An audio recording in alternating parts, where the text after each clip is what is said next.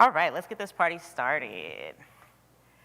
Thank you everyone for coming to my session. My name is Kiah Imani, and today my sole purpose, my mission, is to help you all understand that role-based access is so yesterday and that it's time to move on, okay? All right, let's get the show on the road. Okay, imagine that you just checked into the Four Seasons. You pick up your key card from the front desk, you swipe it into your room, then you start to get settled. But pretty soon, you realize something very, very unsettling. Your key card doesn't just open your room, it opens all of the guest rooms in the hotel. And imagine that every other guest that checked into that hotel has the same kind of key card. Suddenly, anyone can access any guest room, whether it's your room, the penthouse, the honeymoon suite, any room. Privacy gone. This is exactly how role-based access control works when it's applied to complex systems. When you check into the front desk, you are assigned a guest role. And that guest role grants access to all guest rooms. Why? Because that's what roles do. They group people into broad buckets and grant broad access. But roles aren't precise enough for cases where guest X can only access room Y, which is a pretty basic use case, right? In a real-world application, just like in a hotel, users need access tailored to their specific context. You wouldn't trust a hotel where every guest got a master key. And it's the same for your app's users. So, what should you do instead? Short answer, complex authorization cases require flexible solutions. Relationship-based access control using a tool called Open FGA, which we'll talk about later on in this presentation, would solve this case with ease.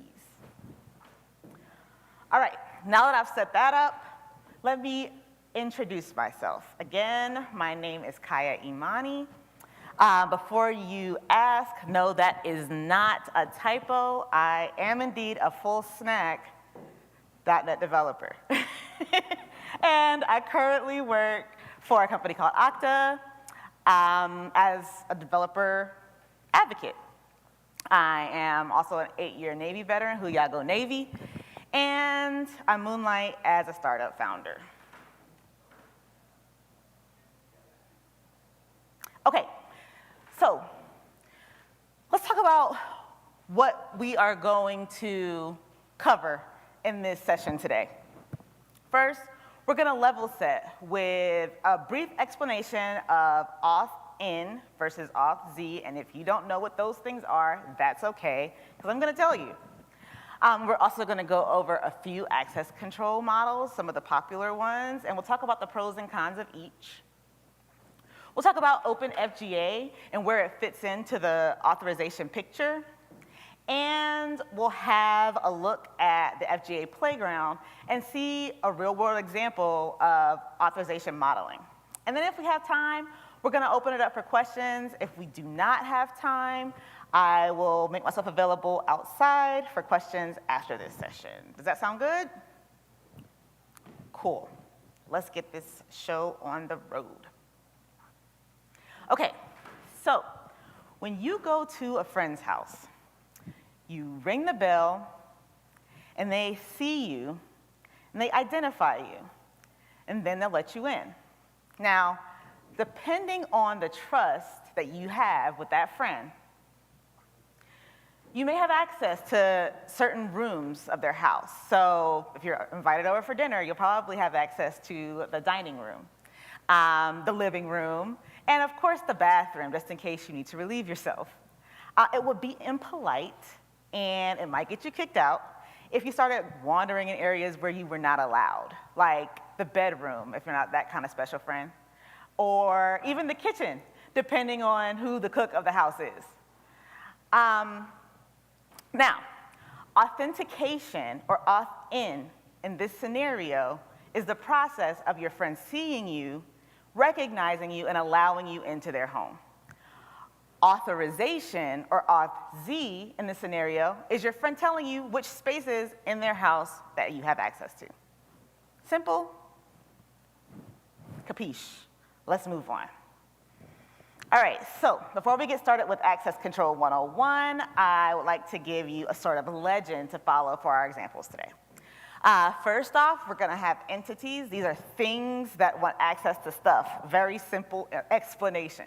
Things that want access to stuff.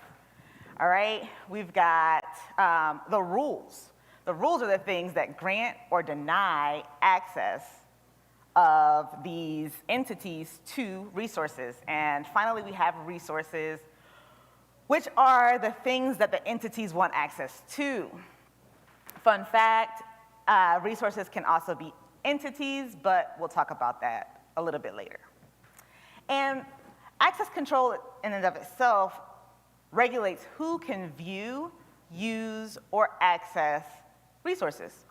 So authorization that we just talked about and access control are one and the same.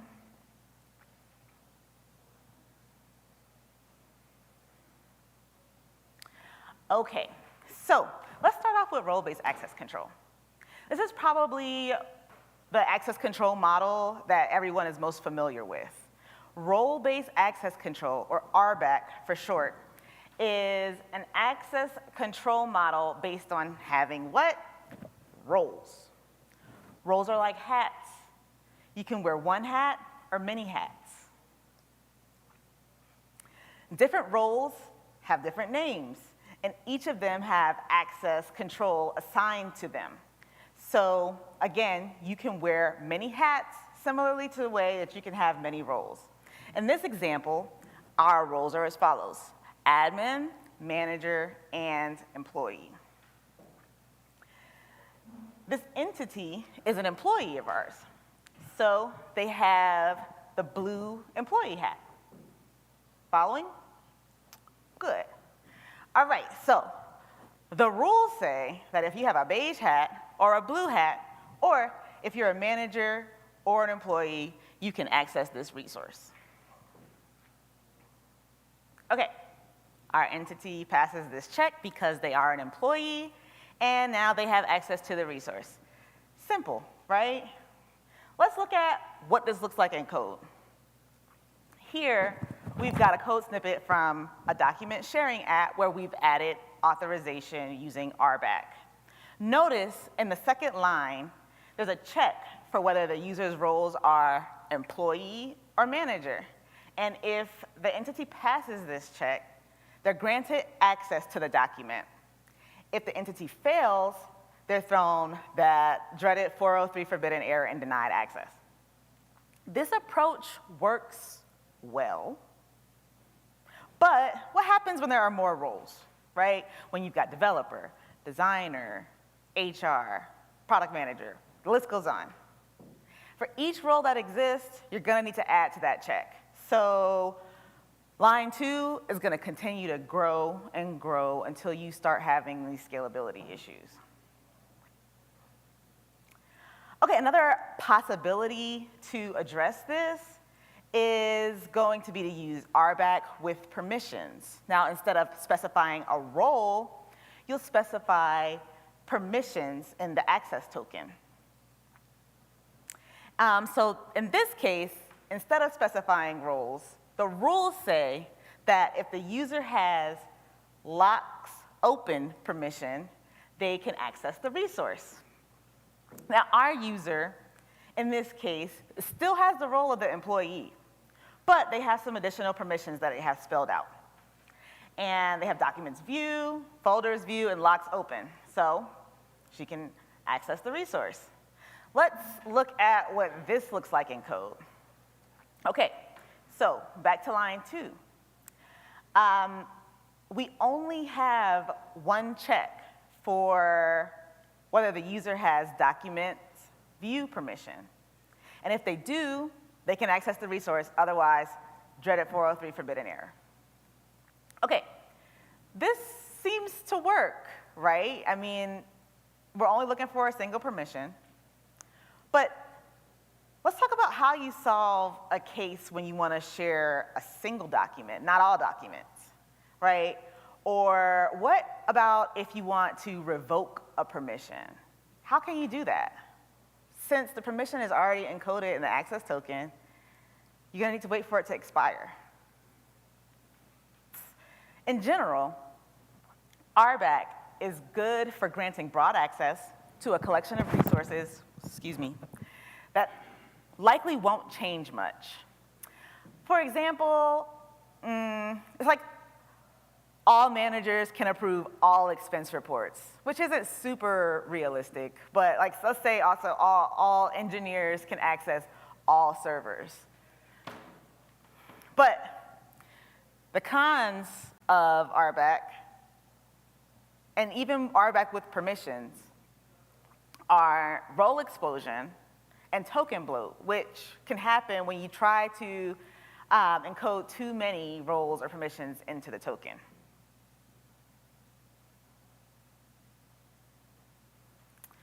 Okay, now let's talk about attribute-based access control, or ABAC. It's similar to RBAC, but it's based on attributes.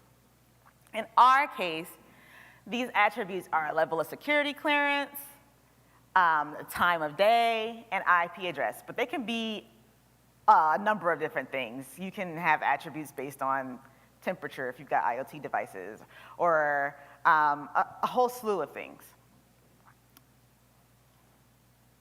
So in this case, the rules are saying you must have the following to access. You must have a security clearance, and the resource can only be accessed Monday through Friday between the hours of 9 a.m. and 5 p.m. But look at the attributes our entity currently has. Yes, they have a security clearance, but check out the time. It's 6:30 p.m. So unfortunately, access could not be granted. So this is an actual viable solution. But what happens if you have resources that are nested in folders, or that are in folders that are nested in other folders? Or groups that are parents of other groups? So let's talk about this example. We want to read this document in a folder, but it might be a parent of another folder. So we'd have to recursively go up the chain to identify all the folders that are parents of this document. And then also, in the example of groups, you'd have to go recursively up the chain to figure out which groups the user belonged to. So that's a big pain, a huge pain. And it really can cause high latency due to the sheer amount of computing power that goes into performing these checks. Also, you're gonna have to hit the product database a lot, and that's gonna increase the load of your database. And lastly, you'll have to do these checks for every entity resource combo. So that's gonna be very costly. So that leads us to relationship-based access control, which is a very different way of thinking about access control entirely. All right, let's go back to our diagram. And we're gonna make it easy to understand. First, let's start off with our entity. Since we're talking about relationships, we're gonna make it relatable. See what I did there? And we're gonna give our entity a name. We're gonna call her Katie. And Katie is a level 1 support specialist at a large tech firm. Now, Katie is a member of the application support team, which is a group. Now, the application support team has recently been reorged from being a part of the customer success department to the IT department. The IT department happens to own the document that Katie wants to access. I think you can see where this is going. By modeling this relationship, we can infer access based on the relationship existing. Okay, so instead of looking at Katie and what Katie has access to, we can manage access based on the rules of our new entity, which is the document. We don't care about which roles Katie possesses or which permissions or attributes she has either. When we look at the document, we can tell what can be done with it and who can do it. And in this case, the actions are can read and can write. Let's zoom in a bit. Okay, so who can read the document? The viewer, the owner, or the viewer from parent? In this case, let's say that this document was located in a folder, and if a user had viewer permissions of that folder, then by default, they would have viewer permissions of the document. So that's what from parent means. Okay, so how about who can write?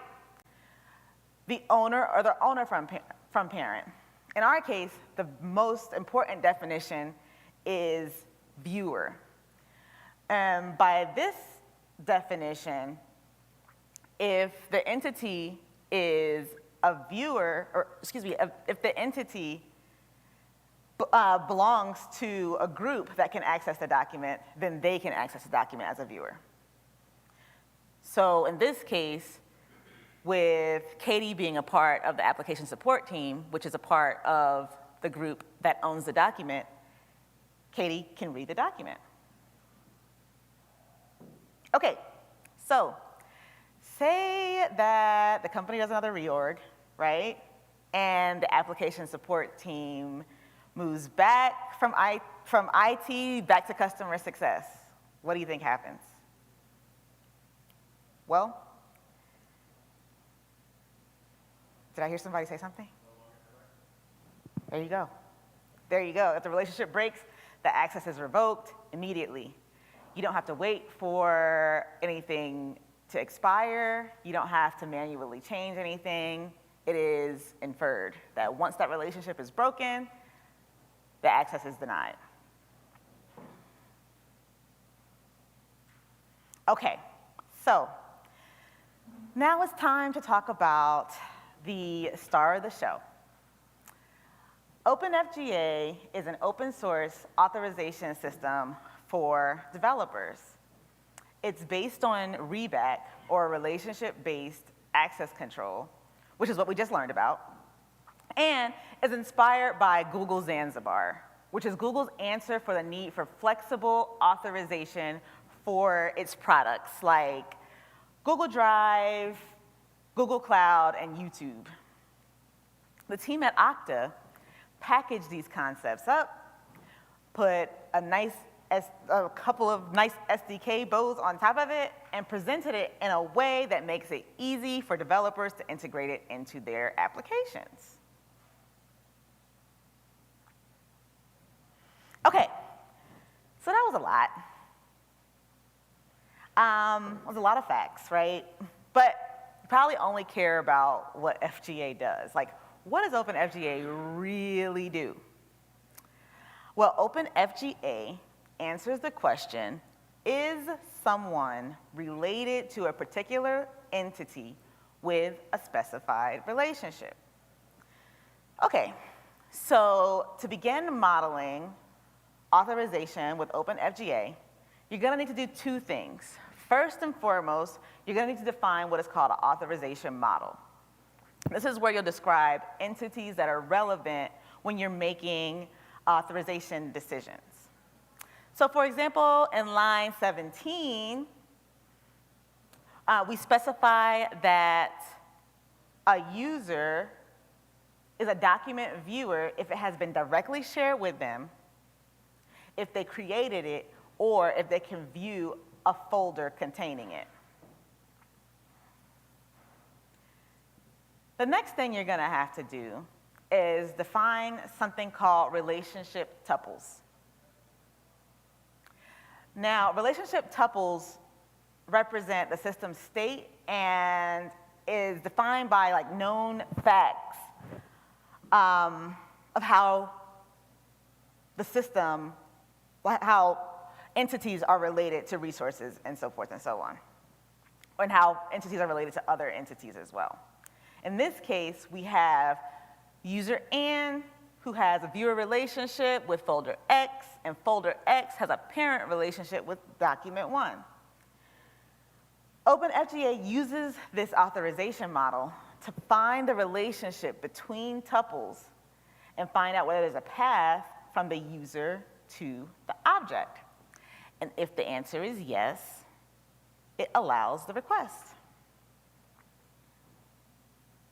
Okay, so now it's demo time, and I'm going to need to switch screens here. I actually practiced this as we were getting started. Let's see.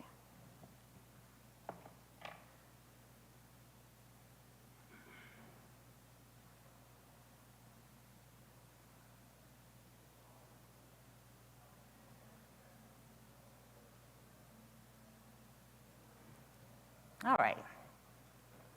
So the FGA Playground is free to use and open for everyone. It allows you to practice modeling without having to set up OpenFGA on your own. And it's basically a depiction of what your dashboard is going to look like. So let's take a closer look at this authorization model that basically it depicts a file sharing system. So similarly to what we've been talking about this whole time. And basically, what we're doing here is defining relationships and permissions across the different object types. So let's go through what object types that we have here. Okay, so we have doc, which represents our document, pretty straightforward. We have our folders that can contain documents or other folders. We also have groups that represent a group of users, like a team or department. And then we have user, which is an individual user. This model defines who can access which resources and what actions they can perform as well. So you'll see here we have permissions like can change owner, can read, and so forth and so on. We also have relationship tuples that have been defined. Let me move this up so we can see our tuples. Now, the ones I'd like to focus on here for our example are the product 2021 folder has a parent relationship with the 2021 roadmap document. The user, Beth, has a viewer relationship with that same document. And our user, Ann, is the owner of our product 2021 folder. Now, one of my favorite features of OpenFGA is the way that you can query tuples. So let's query one now. We'll do a really easy one because we've got some things that are pretty explicit here. So we've got user Beth as a viewer for the Doc 2021 roadmap. So we're going to ask, is user Beth related to, I'm not going to do as can change owner, I want to do as can read.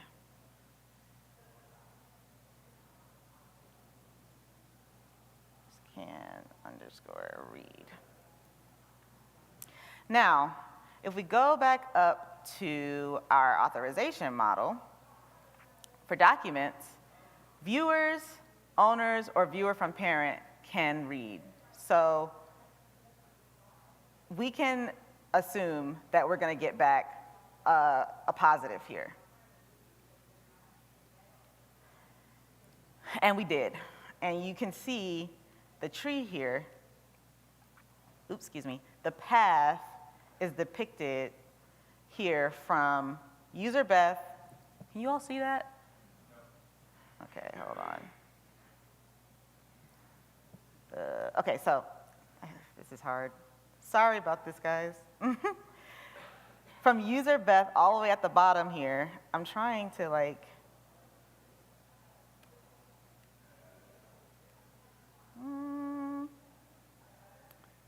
okay, you gotta trust me on this.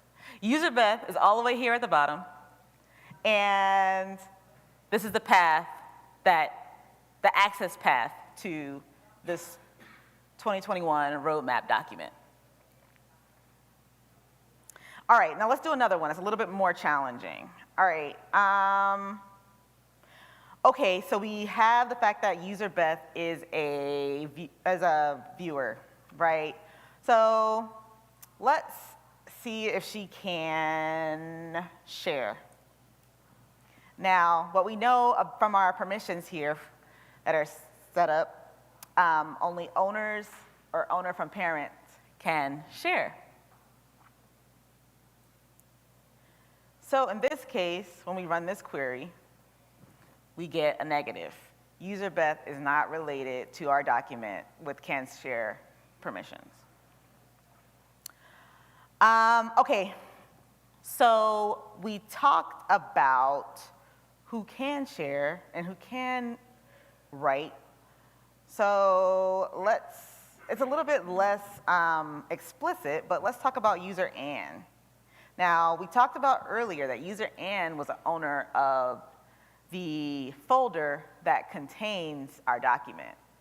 So when we run this query, we should find a path. And we did. So here's our path from user Ann. I'm sorry, guys. We have to figure out a way to do this in the future. But there is a path from user Ann all the way up to our document. Because she is an owner of the folder that contains the document, she can share it.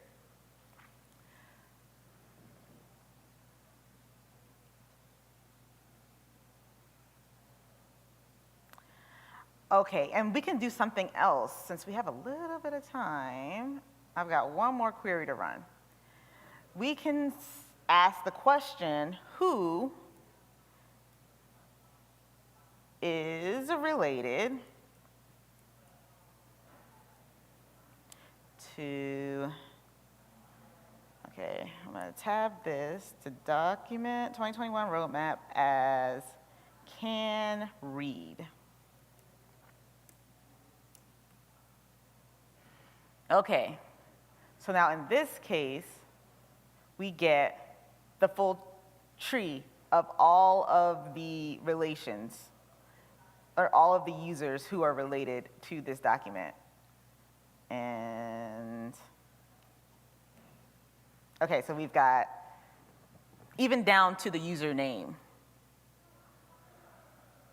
And all of the relationship tuples that, these consider all of the relationship tuples that we have defined in this model here.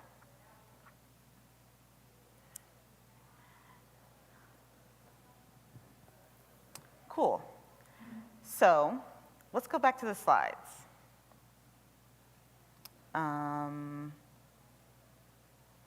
me do that, and let me not mirror anymore.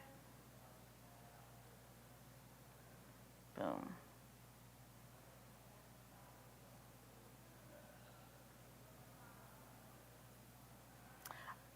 Okay, so let's circle all the way back to our code from earlier where we make the API call to get the document. Well, As you can see here, we've integrated Open FGA into our project, and now you can notice the difference between the get document function. Instead of doing all the checks that we did before, earlier, we can simply call the API using the check function and see whether or not the user has viewer relationship with the document. If the user is allowed, then we return the document, and if not, that dreaded 403 forbidden error. All right, folks, that was a lot of information in a short period of time. Let's go over what we've learned. We reviewed authIn and AuthZ and used a scenario to make it stick. We went over different access control models, and now you all are grads of Access Control 101. We talked through what Open FGA is and what problems it solved, and then we even saw it in action with the FGA playground. So now I have a challenge. And the challenge, should you choose to accept it, is scan this QR code. There's 3 steps. Star our GitHub repo, because we all know how important stars are. Request to join our CNCF Slack, and the channel for that is going to be Open FGA, and all of this is available when you scan the QR code. And then also, number 3, try out the FGA playground for yourselves. Any questions? Yes? Fine-grained authorization. Thank you for that question. Yes?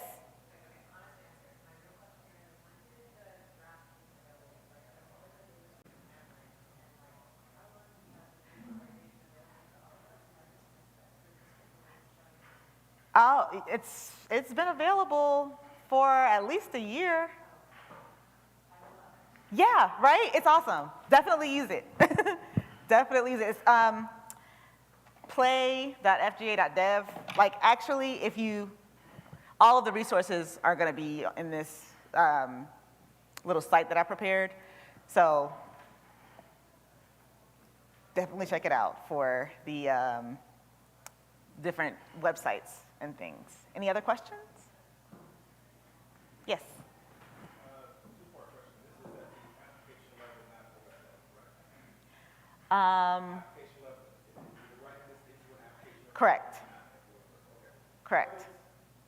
Have you seen what the chances are of unintended access through user relationships? Describe, okay. Describe unintended access. If I put my hacker hat on, I'm like, okay, how do I become a member of that group that has access so that I can gain the access that they have?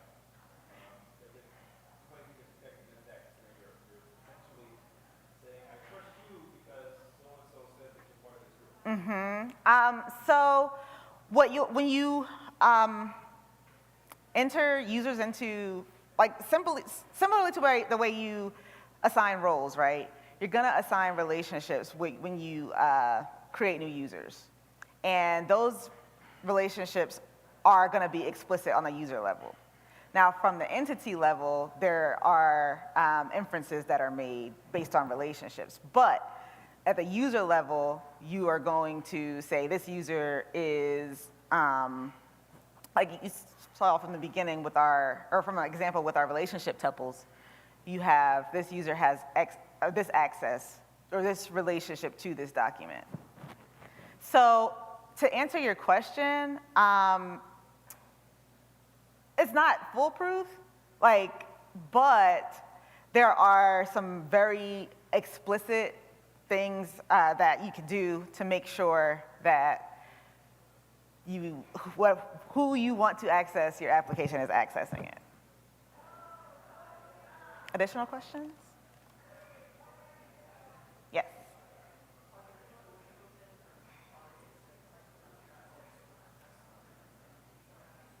I'm sorry, say that again?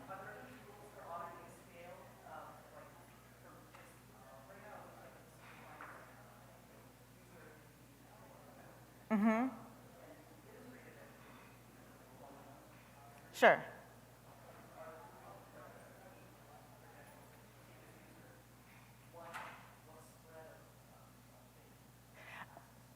Yes, yes, there is a way to, I mean, in FGA itself, similarly to the way you can query the tuples from the entity perspective, from like the actual resource perspective, you can query the tuples from the user's perspective. So you will be able to see what a certain user can, or what a certain user's relationship to a certain document is, if that makes sense. So you could say something like, what documents does user Beth have relationship, or the can read relationship with? And that'll spit out all of the documents that the user can read access to. Yep. Any additional questions?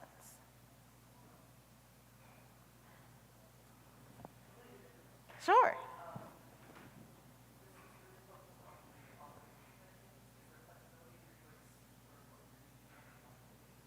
Yes, that's a great question. The question was, can you use this with different authentication providers or authentication solutions? Yes, you absolutely can. This can be used with anything. So it's open source. Although it was created by Okta, you do not have to use Okta or AuthZ or anything Okta related in order, or as an authorization, or excuse me, as an authentication solution. Yep. Any additional questions? Great. Thank you all for joining, and until next time.